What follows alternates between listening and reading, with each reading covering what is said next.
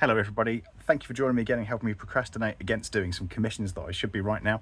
I just wanted to take a few minutes just to go through this new acquisition of mine. This is the Ma.K Strahl Defense Force Moon Space Type Humanoid Unmanned Interceptor Vega / Altair. That's right, there's two options in this box, as you can see by the pictures. There's this one up here and this one down here. It's in 1/20th scale and it's made by, which you can't see, there we go, Hasegawa. Okay, so once again, absolutely gorgeous box. You may remember from last time we took a look at the Lunagans and the boxes. I am such a nerd for packaging. I love them. I'm just going to show you around the outside now as we speak. If you want to pause and have a read of that, there we go. It's on there. 180 pieces in this kit, and it's going to stand about 84 millimeters tall. Nice box up there. Some of the made up regiment markings and stuff on the side. A little bit there just by saying do not eat your model kit, you will die. And on the back there, that's quite a nice little tablet, and again with some more of the artwork. On the back here we've got a nice nifty bit of history. I'm going to hold this up to the camera, so if you want to take a minute to read it, you can pause there. And a couple of colour callouts are on there, and some funky fictional totally made up stats if you want to read them. Pretty cool, right? I love these boxes. I think they're the best. So let's see what's inside. First off, I'm just going to mention all this stuff normally comes in a bag, but I am a goblin, so I've opened it so you guys can see what's there straight away. Plus, you know, they stay in bags about 15 minutes before I have to go and get my grubby mitts all over them anyway. We'll start off with the instructions. As you can see, the Moon type Vega is here, and you've got the Space type Altair is here. Now there are some differences. Obviously the Vega is designed to stomp around on the Moon's surface. It's got communications aerials on the back of it, and no rocket boosters. Whereas the Space type Altair here, as you can see, has got your rocket boosters, little wing antenna on the back there, and it's just a bit more streamlined. Not sure which one I'm going to build yet. What do you think? Other main difference is the laser cannons. So this one's got a slightly lighter laser cannon that looks more like the ones you find on the armoured suits. And this one's got a slightly heavier one, which I imagine is for longer range and space combat. Your standard callouts are all there on the bottom of the sheet. As we go through, you've got a nice nifty little parts list that goes right from the top to the bottom. There we go. We'll have a look at the actual sprues in a minute. And this is probably the most complicated looking instruction sheet I've seen for a Ma.K kit given their size. They're all pretty huge. Lots of bits and bobs on there. There's a few bits you really need to pay attention to, like which order you build stuff in on this one. We'll skip over to the other side. The hands and the shoulders. Now, I'm going to have a look at this probably when I've done a built kit review. The shoulders do look kind of static, but we'll see how that goes. There we go. I'm just going to take a moment to pause the video so I can tidy up. And we're back in the room. Okay, so that's the instruction sheet. That's going to be fun. I'm not intimidated by that at all. Certainly not intimidated by some of the other parts in there. Okay, again, huge sheet full of markings, all sorts of fun stuff on there. I quite like the old coffins there, but that's just because I'm a bit of a goth really. And the black cat, very smart. Loving those, all those lovely little callouts up there as well. You get your colour sheet as well, so obviously they give you options for different kinds of markings. Some of these are pretty cool. I love this dark colour scheme, but that's not going to translate well for what I want to do with it. Or maybe it will. I might give it a try. If you guys want to pause, you can use Google Lens to work out what it's saying about each one of these regiments and their vaunted history. There we go. I'll show you the other side. And down there as well.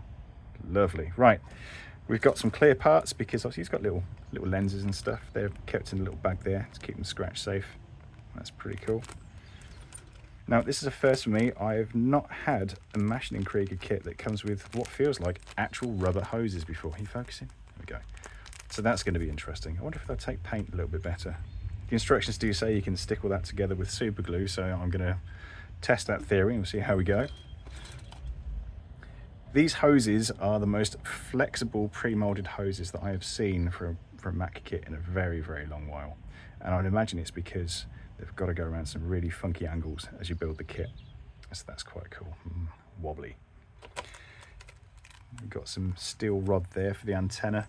Mixed media is one of the things that Wave and Hasegawa seem to really go for with their kits, and it kind of follows on from the original Nitto kits from the 80s.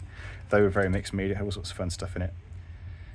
Okay, this is something I'm a bit more used to, and that's polycap material. Anybody who's built a high grade Gundam kit from, say, the early 2000s, late 90s, early 2000s will be very familiar with this set.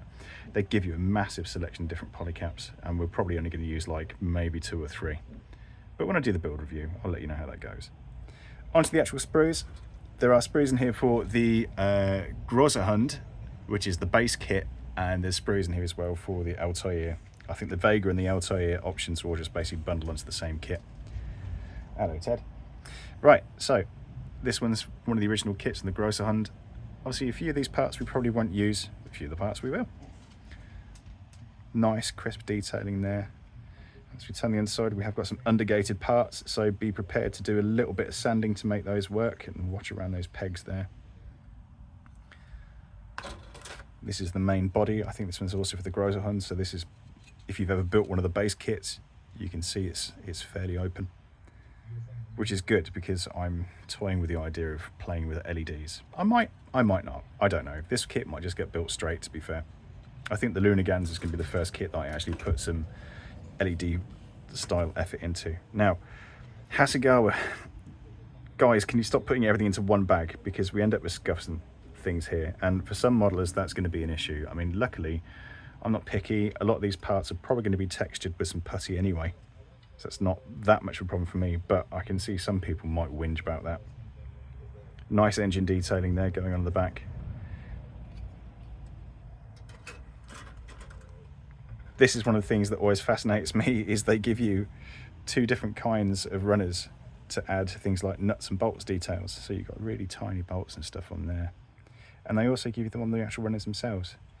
If you look underneath, they've undergated them. So it's going to be a real challenge to sand those nice and smooth so they fit properly.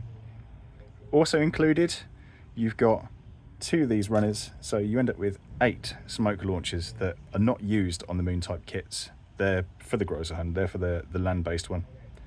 I'm probably going to use them anyway because I just think they're fun little details. I just think they're neat. 2 of these runners here for the feet and a few other little details there. Again, these are specifically for the Altair, so I imagine it's probably the armor plate slightly different to the GroßerHund. You've got some end caps that go on there as well if you're doing something that isn't flying around. This has got some of the head details on it. As you can see, there's his tiny little face. These are the sides that go together to make the head. There's some channeling in there for wires, all sorts of fun stuff, and the grabby fingers and stuff for the hand. And that's the back of the head, I believe, there. Really interesting kit. Looking forward to putting this together. It's got some nice little shock absorber detail there as well. That's going to be a fun one to look at as we build it, see how that goes. And these are the 2 laser cannons. Now, they are absolutely massive in comparison to the ones you get for the regular kits. I think the ones you get for like the armoured fighting suits are probably 3/4 the size of that. So there's going to be a spare gun, and we all know what spare guns means. That means fun things for the bits box. We'll work out something we're going to do with that later. The boosters are slide molded, which means that as normal molds are made in a clamshell like this, with a slide mold, they also have a plug that comes in from the side, which means you get really nice round boosters that don't focus on the camera. Nice round boosters there. Minimal cleanup to make them look really good. And they've got a little cap that goes inside there as well, some extra detail. You get 2 of those. 2 leg sprues. So you got your thighs and you got your shins on there. Now, I did notice something that, as a Gunpla builder, has kind of confused me a little bit. This here, if you can see that, that's the shoulder joint, and it doesn't look like there's any movement in that whatsoever. You could probably flip it around if you wanted to get a slightly different movement on it, but it won't actually move once it's assembled. You've got 2 caps that go together. It probably helps the stability of the kit, so I'm not going to whinge too much. It's just maybe if there was like a better way of that working, that would have been cool. Same as this one, that's also another joint that goes up into the top of the arm. It's just a bracketed joint at an angle. Okay, I get it. You know, it makes it easy to put together and assemble. That's fine. I might mod that, but I probably won't. maybe on the next kit. Again, that's another duplicate of the previous sprue that we've seen. And then we got our feet, which are here. Nice bit of detail on there as well. And these caps go over the top of the toes. These are labelled Altair, so they are probably slightly different to the GroßerHund ones. I wouldn't know, I've never built the kit. Okay, so if you've made it this far, I just want to say thank you very much for hanging around and having a look through these kits with me. It's pretty cool of you to sort of do so. If you could please do me a favour, and if you could give me a like, a share and a subscribe, that would be absolutely wonderful. Please check out some of the links in my YouTube channel description as well. There is a Patreon up at the moment.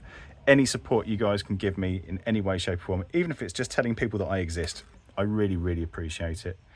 Okay guys, I hope to see you soon. There might be another review a little bit later on. I got some books from Bedford Tabletop Expo. I think I'm going to do a quick flick through with that for you guys as well, so you can see what other weird stuff I'm into. All right, many thanks now. Bye.